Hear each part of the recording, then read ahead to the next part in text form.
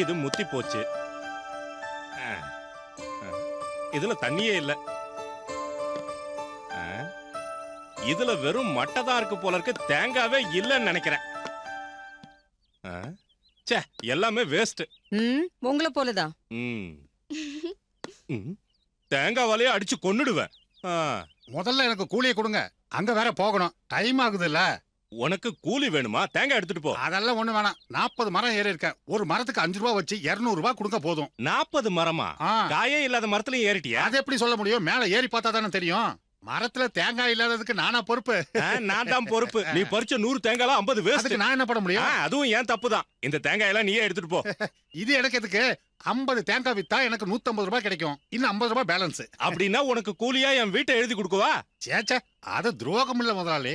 எல்லா தேங்காயும் நான் எடுத்துக்கிறேன், கூட 2 ரப்பர் சீட்டும் கொடுத்துருங்க, என் கணக்கு சரியாயிடும். அடடா, அஸ்வதி என்ன இந்த கோலத்துல வரா? என்ன முகம்லாம் கரியா இருக்கு? அது முகம் ஃபேஷியல் பண்ணு. என்னது ஃபேஷியல்? பியூட்டி பார்லர்ல பண்ணுவாங்களே. என்ன சொல்ற? அதான்ப்பா, முகம் அழகா இருக்க பியூட்டி பார்லர் போய் ஃபேஷியல் பண்ணுவாங்களே. அது சரி, இது என்ன புதுசா இருக்கு? இது புதுவிதமான ஃபேஷியல், மூலிகை எல்லாம் வச்சு பண்ணுவாங்கல்ல.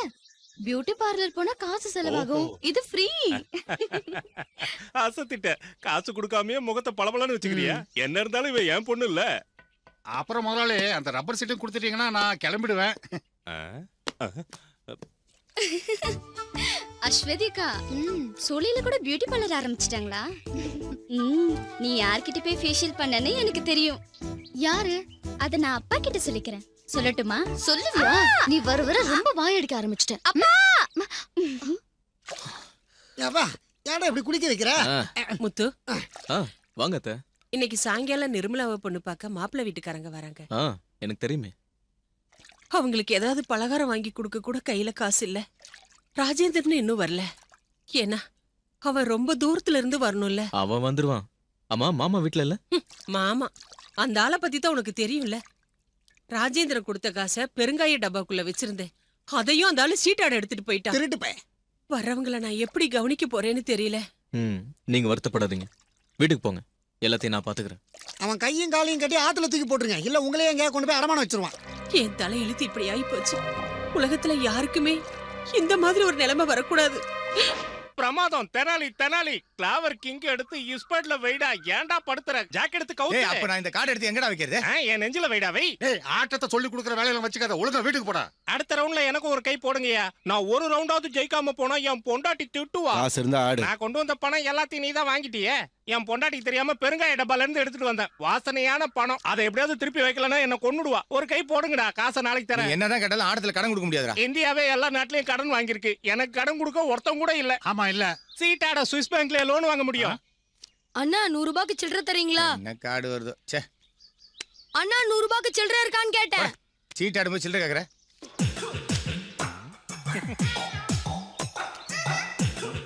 பணத்தை எப்படி கூட சில்லறைய நான் தரேன். 100 ரூபாய்க்கு போதும்ல?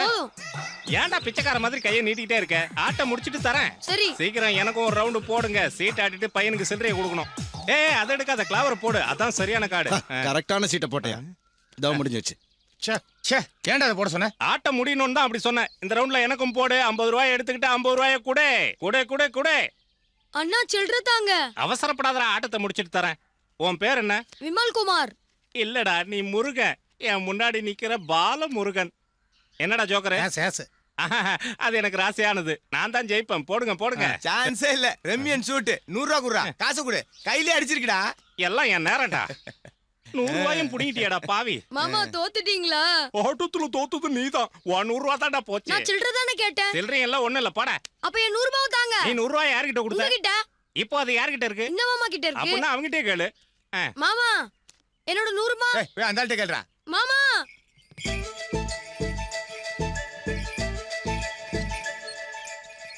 நான் நினைச்சேன் ராஜேந்திரா வரும்போது கோட்டும் சூட்டும் போட்டுட்டு வருவார்னே. நம்ம ஊருக்கு வரும்போது வேட்டி சட்டை போட்டு வரதானே நாகரிகம், அதானே நம்மளோட பாரம்பரியம். வர்ற வழியில பேண்ட் ஷர்ட் எல்லாம் கழட்டி பேக்ல வச்சுட்டேன். நம்ம மார்க்கெட்ல கறி கடை வச்சிருக்காரு பஷீர் பாய். மெட்ராஸ்ல ஏதோ டீ கடையில உன்னை பார்த்ததாவும் எச்சல பொறிக்கிட்டு இருந்த நீ அவரை பார்த்ததும் ஓடிட்டேனோ நம்ம ஊர்ல ஒரு பேச்சு அடிபட்டுக்கிட்டு இருக்கு. ஆனா நான் சொல்லிட்டேன் அதெல்லாம் பொய்யா இருக்கும்னு. கோட்டு சூட்டு போட்டு வேலை பாக்குறேன் நீ என்கிட்ட சொல்லிருக்கல.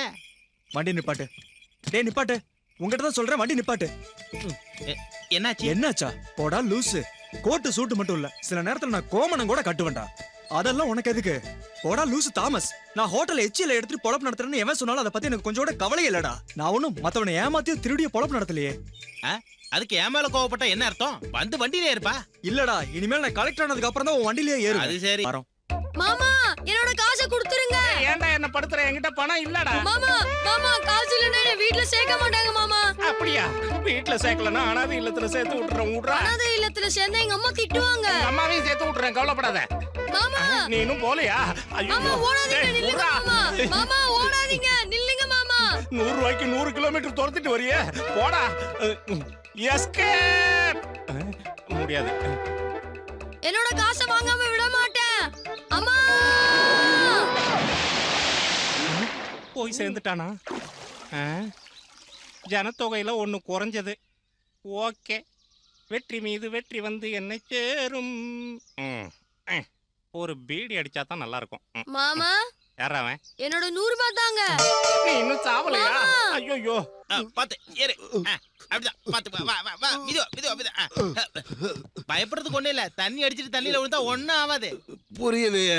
இல்ல, இந்த ஆறு மாதிரி உங்க உடம்பும் சுத்தமானதுன்னு சொல்ல வந்தேன். உங்க அப்பனுக்கு ஏத்த சரியான ஜோடி தண்ணி வண்டி. இதுதான் பெண்ணோட ஒரே ஒரு அண்ணன் ராஜேந்திரன். மெட்ராஸ்ல உயர்ந்த உத்தியோகத்துல இருக்கான், ஹோட்டல்ல.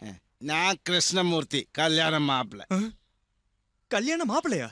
யாரு? நானா? கல்யாண மாப்பிள்ள இவன். நான் உங்க அப்பா. ஒரு கட்டிங் அடிச்சிருக்கேன். நேருக்கு நேரா பேசணும்னா இன்னொரு கட்டிங் போடணும். இவன் சரக்கு இருக்க பக்கம் திரும்பி கூட பார்க்க மாட்டான். வா வா வா. பாத்து. நிர்மலா, அவங்க எத்தனை பேர் வந்திருக்காங்க? 4-5 பேர் வந்திருக்காங்க. கிளாஸ் எடுமா. எனக்கும் நல்ல ஸ்ட்ராங்கா ஒரு காஃபி. வா வா வா. நீ மாப்பிளை பார்க்க வேண்டாம்? நானும் பாக்குறேன் நிர்மலாவுக்கு ஜோடியா இருப்பானான்னு. அப்புறம் முடிவு பண்ணலாம். ஓடி ஓடி ஒளியணும். அம்மா ஊரெல்லாம் ஏமாத்தணும். ஐயோ.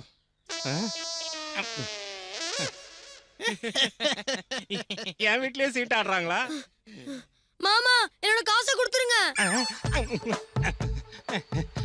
இங்க வேண்டாம். ஏக்கா கோச்சுக்காதக்கா.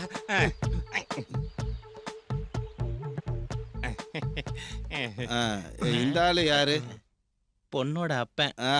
அப்பா இங்க வந்து உட்காருங்க. அங்கெல்லாம் ஒண்ணு வேண்டாம். நம்ம எல்லாரும் ஒண்ணுக்குள்ள ஒண்ணுதானே. சீட்டு கட்டு மாதிரி. எங்க உட்காந்தா என்னடா? அது சரி. ஆமா, ஏன் மூச்சு வாங்குது? ஓடி வந்தீங்களா? நான் வந்து சீட்டு இல்ல சிட் ஃபண்ட் வரைக்கும் போயிருந்தேன். கல்யாணம் வருதுல, செலவுக்கு பணம் வேணுமே. இப்ப இருக்கிற நிலைமை ரம்மி மாதிரி இருக்கு. ஃபர்ஸ்ட் ரம்மி வந்தா செகண்ட் ரம்மி வரது இல்ல, ரெண்டு சேர்ந்தா ஜோக்கர் வரது இல்ல. மாமா என்னோட காசை தாங்க. சீட்டு பணம் தானே, நாளை காலையில வா. இப்ப எல்லாரும் பேசிட்டு இருக்கோம். யார் இந்த பையன்? இவன் ரொம்ப நல்ல பையன். 4 சீட்டு போட்டிருக்கான். கெட்டிக்கார பையன். போடா. சிட்டு காசு இல்ல, சீட்டு விளையாட வாங்கின காசு. அது இருக்கட்டும். எப்ப நம்ம முகூர்த்தம்? அதுக்கு கல்யாணம் முடிவு பண்ண உடனே சொல்லுவாங்க. இப்ப பொண்ணு பார்க்கலாம் வந்திருக்காங்க. அப்படியா? நான் அதை மறந்துட்டேன். நல்ல அப்பன். ஆமாமா. என் காசு கொடுங்க, நான் போணும். போடா போடா. எந்த காசுல உனக்கு தர வேண்டியது? சில்லறை தரேன்னு சொல்லி என்கிட்ட இருந்து 100 ரூபாய் வாங்கி சீட்டு ஆனாரு. இப்ப காசை கேட்டா தர மாட்டேங்கிறாரு. இந்தடா 100 ரூபாய். இப்படி கூட நான் கொடுத்துறேன். இல்ல நீயே கொடு. தேங்க்ஸ் அண்ணா. போ. என் பையன் எவ்வளவு செலவானாலும் கவலைப்பட மாட்டான். நீ என்னடா புது பொண்ணு மாதிரி உட்காந்துருக்க? நிமிந்து உட்காரு. இந்த காலத்து பொண்ணுங்களுக்கு அடக்கம் ஒடுக்கம் மரியாதைனா என்னன்னு தெரிய மாட்டேங்குது. ஒரு வயசு பொண்ணு எப்படி உட்கார்ந்திருக்கா பாரு. எழுந்துரு. என்னால எழுந்து நிக்க முடியாது. கேட்டீங்களா அவ சொன்னது? உன்னை யார் இப்படி முன்னால வந்து உட்கார சொன்னது? ஒரு நல்ல காரியம் நடக்கும்போது அபசகுணமா வந்திருக்கிய. உன் வீட்லயே இருக்க வேண்டியதானே தரித்திரம் முடிச்சவன். இவளை பார்த்தாலே எனக்கு பத்திக்கிட்டு. நீங்க கொஞ்சம் சும்மா இருங்க. அவ இங்கே இருக்கட்டும். அவளுக்கு 2 காலும் ஊனம். பரவாயில்ல ராஜேந்திரா. மாமா அடிக்கடி திட்டும் போதுதான் எனக்கு இது ஞாபகத்துக்கு வரும். இது எனக்கு கடவுள் கொடுத்த வரும். கை கால் இல்லாதவங்களும் வாழ வேண்டாமா மாமா? இவ எங்க சொந்தக்கார பொண்ணு. இந்த ஊர்ல எந்த விசேஷம் நடந்தாலும் இவ இருப்பா. இவளும் இவ பாட்டும் இல்லாம இந்த ஊர்ல எந்த ஃபங்க்ஷனும் நடக்காது. ஆஹா, பாடுமா? பின்ன பட்டுக்கோட்டையிலேயே பெரிய குயிலாச்சே இவ. அப்ப நல்ல பாட்டா பாடு. விசேஷம் நல்லா நடக்கட்டும். பாடு மீனா. எப்படியோ அந்த பொண்ணுக்கு ஒரு வாழ்க்கை கிடைச்சதுல்ல, அது போதும். ஆமாங்க. இந்த காலத்துல யாராவது மனசு வந்து இந்த மாதிரி பொண்ணை கல்யாணம் பண்ணுவாங்களா? ராஜேந்திரனுக்கு பெரிய மனசு. ராஜேந்திரனுக்கு பெரிய மனசு இல்ல, முத்து அதிர்ஷ்டக்காரன். அவனோட உழைப்புக்கும் பிரார்த்தனைக்கும் கிடைச்ச பலன் இது. என்னம்மா இது? நல்லா சாப்பிடுங்கப்பா. கல்யாணம்னு சொன்னதும் முத்து சந்தோஷப்பட்டதை பார்க்கணுமே. முத்துவுக்கு மட்டும்தான் சந்தோஷம் நினைச்சீங்களாப்பா? வேற ஒருத்தருக்கும் இருக்கு. சீக்கிரம் போடுற.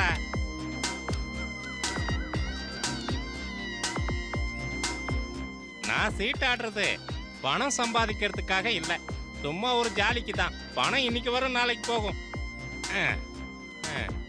இந்தா ஃப்ளவர் ஜாக் வேணும்னா எடுத்துக்க.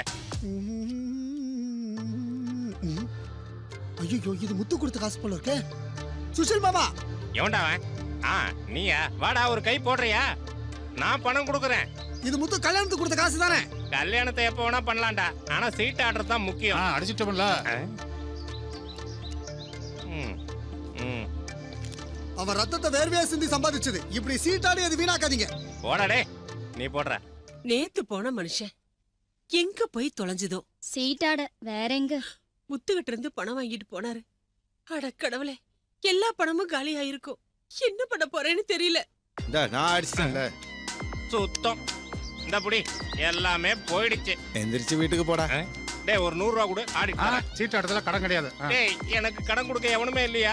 மனசாட்சியே இல்லையாடா உங்களுக்கு? எனக்கு எவனும் தேவையில்லடா. இந்தாங்கடா, இந்த வேட்டியை வச்சு ஆடுறேன். ஒரு ஆட்டத்துக்கு இது போதும்டா. 100 ரூபாய்க்கு தேராது, இருந்தாலும் ஒரு ஆட்டம் ஆடிக்க. சொல்லிட்டான்ல, போடுற. நான் விட்டது 5000, எடுக்க போறது 5000. 10,000தோட தான்டா வீட்டுக்கு போவேன். போடுங்கடா, சீட்டை போடு. குப்புசாமி என்ன சொல்லுப்பா. சூப்பரா 2 டீ போடுங்க பாக்கலாம். இது என்ன புக்கும் கையுமா? காலேஜுக்கு போறியா? நானா படிக்கிறதா? இப்பெல்லாம் மீனாவுக்கு இதான் பொழுதுபோக்கே. சாப்பிடலனா கூட பரவாயில்ல, 2 கதை புக் வாங்கிட்டு போல வீட்டுல பூகம்பமே வெடிச்சிரும். படிக்கிறதுனா எனக்கு ரொம்ப பிடிக்கும். அறிவு வளரும். இது யார் எழுதுற கதை? ராஜேஷ்குமாரா? இல்ல, மைக்கேல் ஜாக்சன். தெரிஞ்சுக்கிட்டா மட்டும் கீச்சிருவாரு. அவனுக்கு பொறாம. ஓஹோ, 2 பேரும் இங்கதான் இருக்கீங்களா? உன்னை நான் எங்கெல்லாம் தேடுறது? எதுக்காக என்ன தேடினீங்க? விஷயம் இருக்கு. நீ உன் தங்கச்சிக்காக எத்தனையோ ஆஸ்பத்திரிக்கு போய் எவ்வளவு பணத்தை செலவு பண்ணிருக்கல்ல? பின்ன ஹாஸ்பிட்டலுக்கு செலவு பண்ண பணம் மட்டும் இருந்திருந்தா அந்த கோயம்புத்தூர் மாப்பிளைக்கு கேட்ட பணத்தை கொடுத்து தங்கச்சியை கட்டி கொடுத்திருப்பேன்ல. எது எப்படியோ இன்னொரு ட்ரீட்மெண்ட்டும் கொடுப்போம். நம்ம கிருஷ்ணன் கோயிலுக்கு ஒரு சாமியார் வந்திருக்காரு. எல்லா நாட்டுக்கும் போயிட்டு இப்ப இங்க வந்திருக்காரு. பாக்குறதுக்கு சித்தர் மாதிரியே இருக்காரு. அவர் வைத்தியம் பண்ணா எல்லா நோயும் சரியாயிடும் எல்லாரும் பேசிக்கிறாங்க. ஆமாப்பா, நம்ம கடையில வந்த ஆளுங்களும் சொன்னாங்க அந்த சாமி பெரிய மந்திரவாதின்னு சொன்னாங்க. அப்படின்னா நம்ம மீனாவை கூட்டு போய் காமிக்கலாம்ல. மீனா வந்தா சாமியாரையும் பாத்துட்டா. மீனா எங்க பார்த்தா? கோயில்ல தான் அவளை பத்தி விவரமா சொன்னேன். அப்பா அவரு எதுவுமே சொல்லல. இன்னைக்கு காலையில தான் அவர் என்ன கூப்பிட்டு அவளுக்கு வைத்தியம் பண்ண முடியும்னு சொன்னாரு. அப்போ தங்கச்சி அவர்கிட்ட கூட்டிட்டு போய் காட்டலாம். அதுக்காக தானே நான் வந்திருக்கேன். நானும் கூட வரேன். சரி வா. இருங்க இருங்க, டீ குடிச்சிட்டு போங்க. சாமியார்கிட்ட போய் காட்டுறதுனால மட்டும் அவன் 4 கால்ல நடந்துட போறா? அதுக்கு மட்டும் காசு கொட்டி கிடக்கு. எனக்கு ஒரு சுருட்டு வாங்கி கொடுக்க அவங்கிட்ட காசு இல்ல. எனக்கு எல்லாம் நல்லா தெரியுது. கொழ கொழ, நல்ல கொழ, நல்லா சேர்த்து கொழ. நீ என்னதான் குழைச்சு குழைச்சு கொடுத்தாலும் அவ ஒண்ணும் நடக்க போறது இல்ல. பாட்டி, கொஞ்ச நேரம் வாயை மூடிட்டு சும்மா இருக்கியா? சித்தர் இப்ப வந்துருவாரு. உள்ள சொன்னா உடம்பு எரியும்.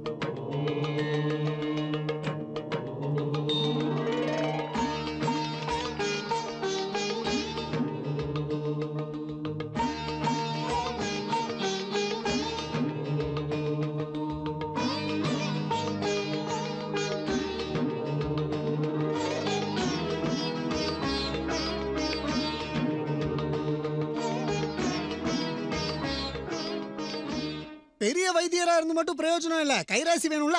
இந்த சாமியார ஆண்டவன் தான் அனுப்பி வச்சிருக்கணும். இவர் வைத்தியம் பார்க்க கை வச்சா போதும், நோயில படுத்தவன் கூட எழுந்து குடு குடுன்னு ஓடுவானா அப்படின்னு ஊர் சொல்லுது.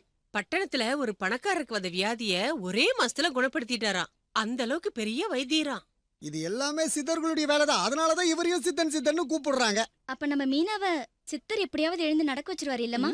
நடக்க வைப்பாருன்ற டவுட் வேணாம், நிச்சயமா எழுந்து நடப்பா.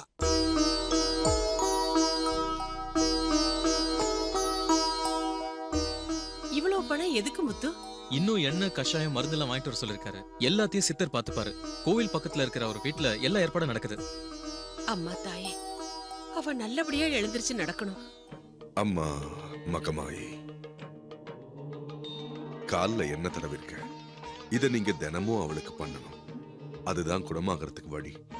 மத்ததெல்லாம் அவன் கையில. உங்க காலடி எங்க வீட்டுல பட்டதே நாங்க செஞ்ச பெரிய பாக்கியம். என் தங்கச்சி நடப்பான்னு நாங்க முழுசா நம்புறோம். உன் தங்கச்சியும் அதையே தான் சொன்னா. நம்பிக்கை இருந்தா எந்த காரியத்தையும் சாதிக்கலாம். அப்போ நான் போயிட்டு வரேன். நானும் உங்க கூட வரேன் சுவாமி. வா.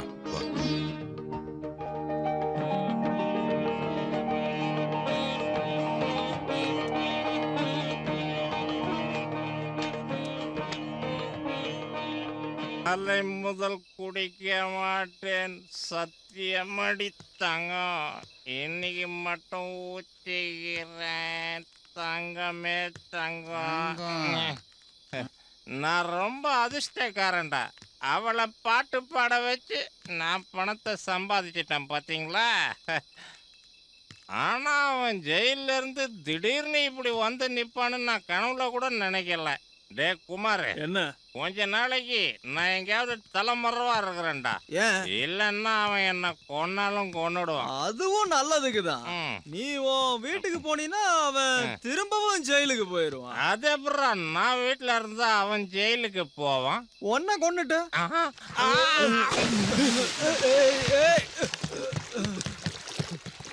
வாங்க வாங்க. என்னாச்சு? தூக்கு தூக்கு தூக்குடா. ஏய் காலப்புடா. தூக்கு. அண்ணே அண்ணே ஏந்திரனே. என்னடா மூச்சு பேச்சே தலைகேறிருச்சு. வேற ஒண்ணுல எத்தனை வாடல சார சுசிலனா ஏய்